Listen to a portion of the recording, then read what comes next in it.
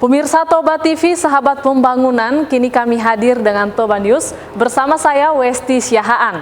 Kami akan menyajikan paket berita dari seputar Kabupaten Toba, perakiraan cuaca dari BMKG, dan paket berita dari tim VOA. Inilah informasi selengkapnya.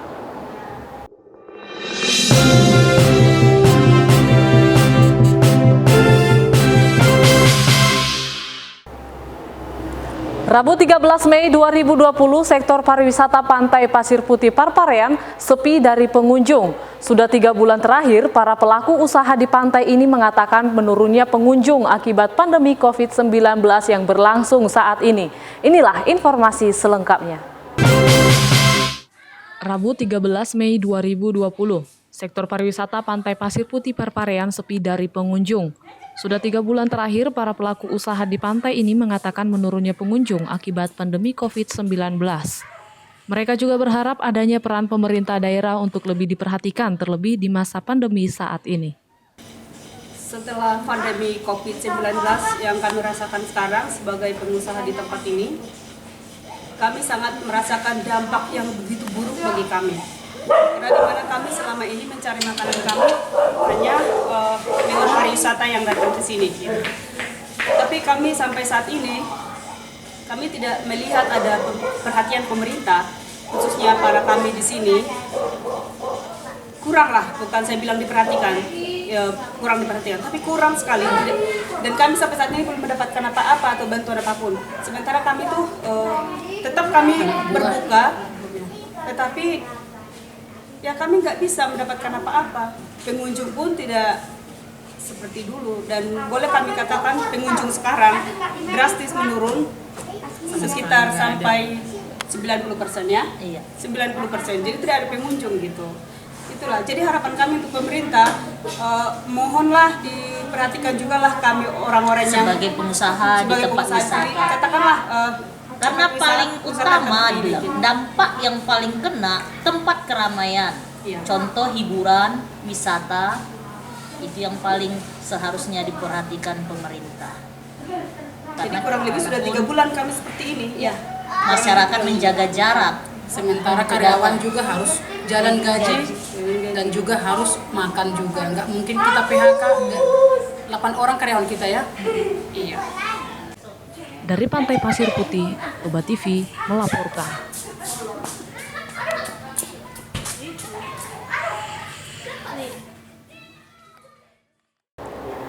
Pada Rabu 13 Mei 2020, update COVID-19 di Posko Gugus Tugas Kabupaten Toba. Juru bicara Lalo Simanjuntak menyampaikan tentang perkembangan COVID-19 saat ini. Inilah informasi selengkapnya.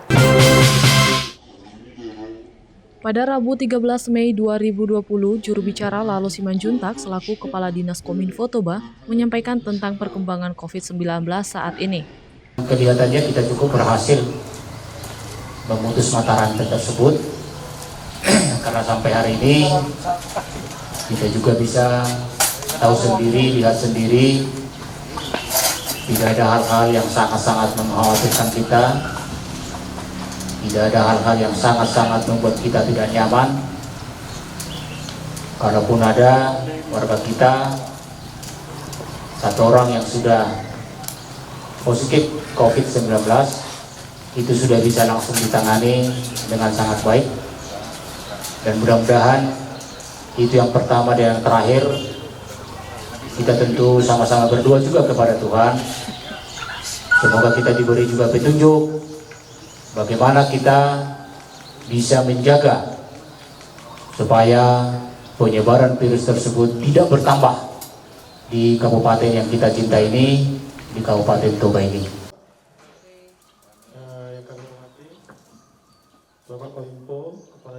Kepala Dinas Kesehatan Juliwan menyampaikan pasien yang positif sudah dirujuk ke Rumah Sakit Marta Friska Medan. Prosedur untuk merujuk pasien sudah dilakukan sesuai dengan SOP yang berlaku.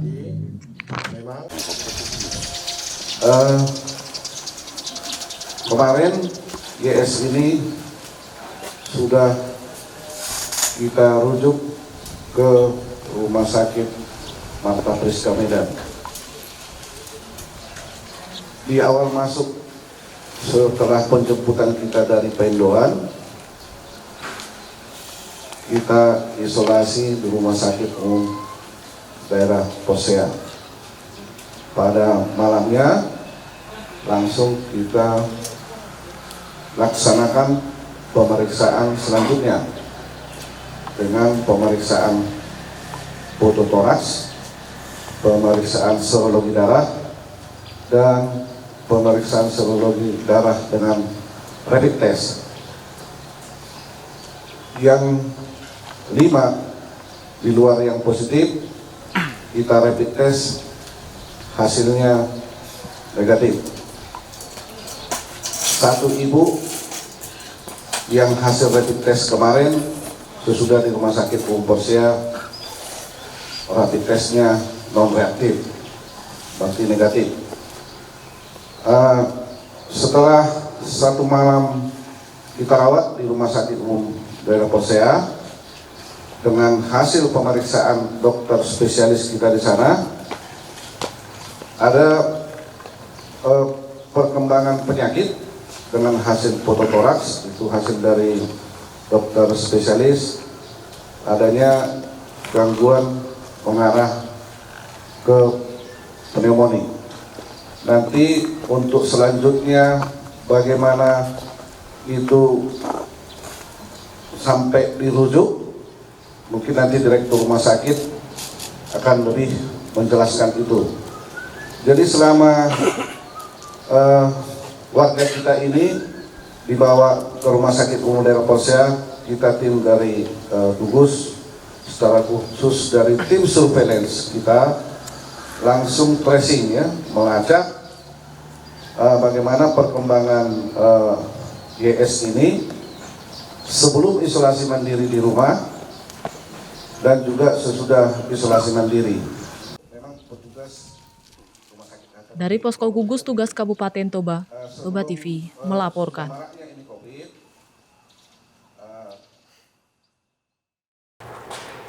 Badan Kerjasama Antar Gereja melakukan kunjungan keliling ke Pasar Pekan di Kecamatan Porsea, Kabupaten Toba, guna menghimbau masyarakat untuk doa bersama. Berikut informasi selengkapnya.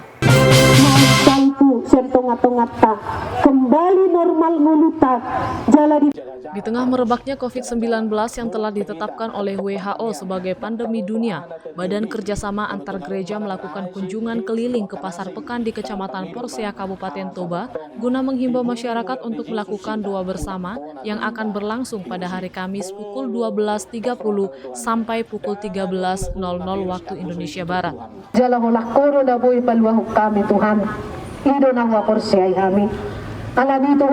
Dengan memperhatikan penetapan pemerintah bahwa wabah COVID-19 di Indonesia adalah bencana nasional, Badan Kerjasama Antar Gereja menyerukan pada masyarakat untuk tidak khawatir, tetap percaya dan tetap berpegang pada Tuhan melalui doa bersama. Menjadi sahabat pembangunan di Kabupaten Toba. Wilalahami dilinggobi hodo kami Tuhan dijagai hodo kami. Tungpe adong hubolus kami ragam ni akaparukilon. Alay woto Tuhan Yesus Kristus Tuhan nami. Hodo Tuhan nami na mga leho di kami hanguluan. Napatawag kami madalani. Dari Kecamatan Porsea, Toba TV melaporkan. Berikut kami sajikan perakiraan cuaca dalam minggu sepekan langsung dari BMKG.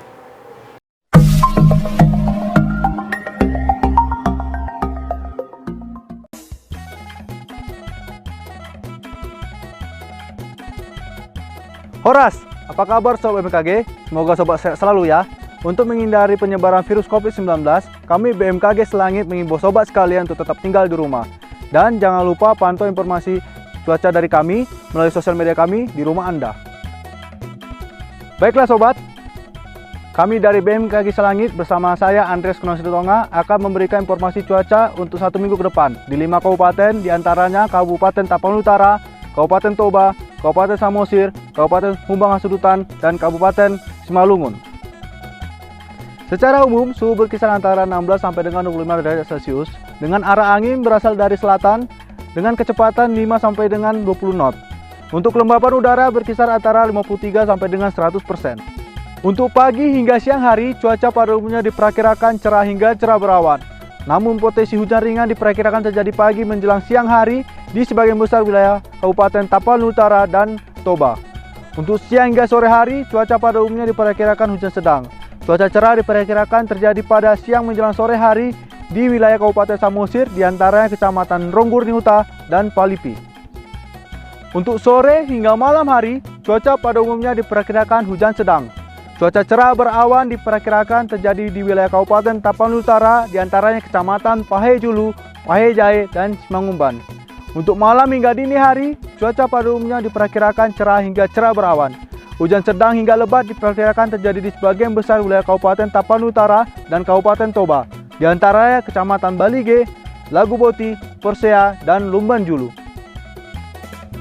Sobat BMKG, kami mengimbau kepada seluruh masyarakat Kabupaten Tapanuli Utara dan Kabupaten Toba, terutama Kecamatan Balige, Laguboti, Persea, dan Lumbanjulu, untuk tetap waspada pada hujan dengan intensitas sedang hingga lebat, disertai dengan kilat dan petir yang berdampak longsor di wilayah daerah perbukitan dan lereng, serta banjir di daerah dataran rendah, dan potensi angin kencang yang dapat memicu terjadinya angin puting beliung pada malam hingga dini hari.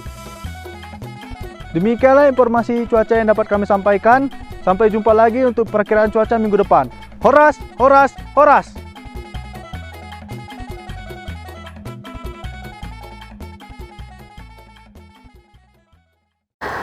Pemirsa Toba News, berita peristiwa internasional utama yang dikemas dengan analisis tajam dan terpercaya dari Washington DC. Berikut ini adalah berita dari liputan VOA.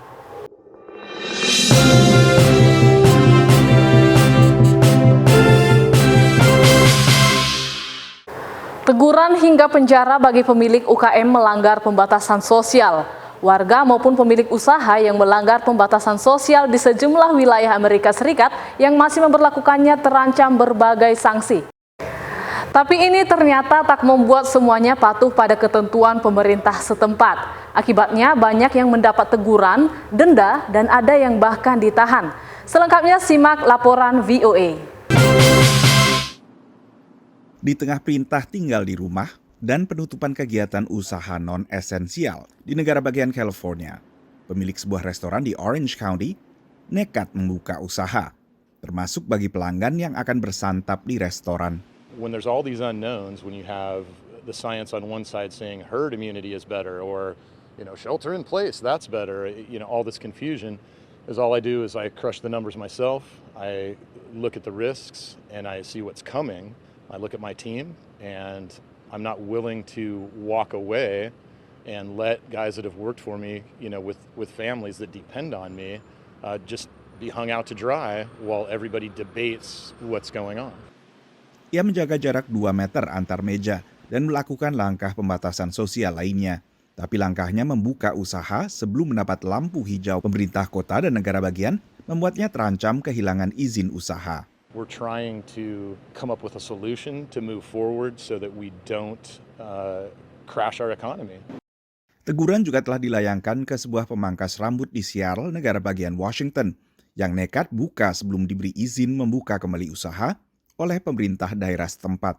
He just seems like a normal person who's just wants to keep his business open, wants to keep his food on the table. It doesn't make any sense for people to put themselves at risk and to put other people at risk because they feel that they need to be open. Di negara bagian Texas, pemangkas rambut dan salon telah diizinkan buka kembali sejak 8 Mei. Sementara pusat kebugaran baru diizinkan buka kembali 18 Mei. Meski demikian, ada yang nekat buka lagi sebelum 18 Mei, termasuk sebuah pusat fitness di kota Odessa, dengan dukungan sejumlah demonstran anti pembatasan sosial. If they cite me, that's one thing because I am the owner, I am responsible for the business. But to assume that they're going to come in and start issuing citations for anybody that's here, to me that's a separate violation of their First Amendment rights. I feel like they're just doing that to intimidate, harass. Masih di Odessa, sebuah bar akhirnya dirazia aparat karena nekat buka. Menurut pemiliknya, mereka sudah tak tahan lagi dipaksa tutup. We can't take it no more. We're not going to make it. I am aware of what's going on down the road. I'm shocked. Then I had customers come through. They've got SWAT built up. They got SWAT built up. Why would you bring in SWAT on a peaceful situation? Pemilik bar ini akhirnya ditahan kepolisian bersama dengan 6 anggota milisi bernama Open Texas. The possibility of getting my license taken, heartbreaking, but they've already taken my income. Tapi bila pun kegiatan usaha berangsur dibuka, maka ini akan dilakukan secara bertahap. Seperti juga dulu penutupan dilakukan secara bertahap. Bar dan tempat hiburan malam lainnya yang biasanya dipadati orang akan menjadi usaha terakhir yang dibuka kembali untuk umum, apalagi bila belum ada vaksin. Dari Washington DC, saya Nova Purwadi dan tim VOA. Inisiatif individu dan UKM atasi kelangkaan APD di berbagai negara, termasuk negara Amerika Serikat. Banyak individu dan UKM mengambil inisiatif memproduksi berbagai alat pelindung diri atau APD dalam mencegah penyebaran COVID-19. Menurut seorang analis, hal ini menggembirakan sekaligus meresahkan, karena mestinya upaya penanggulangan pandemi dilakukan secara lebih terpusat. Berikut informasi selengkapnya. Di Houston, negara bagian Texas, sebuah perusahaan rintisan yang tadinya memproduksi suku cadang pabrik menggunakan metode cetak 3 dimensi alias 3D, kini beralih memproduksi masker, lengkap dengan filter N95. So we basically suspended all of our other manufacturing into making these masks. We started getting emails, hundreds of emails from people in the healthcare business who are buying their own supplies. Alih produksi juga dilakukan sebuah produsen kapal setempat yang biasanya membuat kapal pesiar, tapi kini memproduksi tameng wajah juga untuk tenaga medis. Our team just got together and quickly adapted and decided we could do something, and we could use our very talented workforce and the people that we have that are already used to production. They're already used to using the machines that we have in play on boat manufacturing, and brought that into the, I guess, the face shield and mask assembly wheelhouse. Sementara di kota New York, 2 perancang mengalihkan produksi mereka untuk membuat tameng wajah dan alat pelindung diri lainnya. We have at any one time, depending on what we have to produce for that day, between 15 and 22 people on the floor. And we bring in these boxes here of die-cut face shields, and then we put them out, and we've sort of quickly made a process that's got a nice flow to it. Proyek pembuatan APD ini mempekerjakan sekitar 40 orang yang di-PHK akibat penutupan kegiatan usaha non-esensial. The month of March, I went without any type of income, so it was a bit challenging to think, oh gosh, what am I going to do? Is this going to pass and things are going to get back to normal? So, luckily finding this, I've been able to have a nice cushion to not have to worry about finances, which is nice. Seorang analis menyayangkan mengapa tak ada arahan lebih jelas dari pemerintah. Ideally, you'd have kind of expert, low-cost manufacturers making this stuff in mass quantities, but instead we're seeing, literally households or literally, a person down the street with a 3D printer trying to turn out this stuff in incredibly small batches. It's both inspiring, but also maybe disturbing that we haven't prepared or managed the crisis more competently. Untuk keperluan lain seperti penyanitasi tangan misalnya, banyak penyuling minuman beralkohol juga mengalihkan produksinya untuk memenuhi kebutuhan warga. Sementara untuk kebutuhan seperti masker, banyak pengrajin kini menjual masker dari yang tadinya menjual pakaian dan semacamnya lewat situs-situs seperti eBay dan juga Etsy. Dari Washington DC, saya Nova Purwadi dan tim VOA. Demikian berita yang dapat kami sajikan. Saya Westi Syahaan dan kru yang bertugas mengucapkan terima kasih dan sampai jumpa.